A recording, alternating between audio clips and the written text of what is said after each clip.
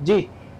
سعودی عرب میں مسلم لیگ نون کے عہدیداروں کا اجلاس منعقد ہوا، جس میں شرکاء نے سپریم کورٹ آف پاکستان کی نااہلی کی مدت کے فیصلے کو سراہتے ہوئے کہا ہے کہ ایسے فیصلوں سے عدلیہ کا وقار بحال ہوتا ہے اور جمہوری تسلسل کو فروغ ملتا ہے۔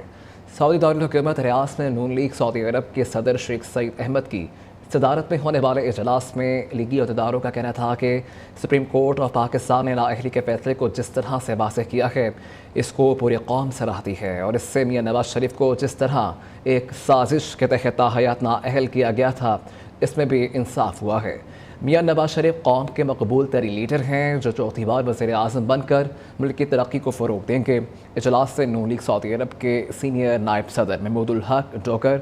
صدر Riyadh region Adnan Iqbal Butt, general secretary Mirza Munir Baig, Chaudhry Sajjad Ali, Jamil Rabbani, Malik Humayun, Makhdoom, Amin تاجر اور دیگر نے بھی اظہار خیال کیا۔ آخر میں لیگی عہدیداروں نے ایک دوسرے کو مٹھائی کھلا کر خوشی کا اظہار کیا۔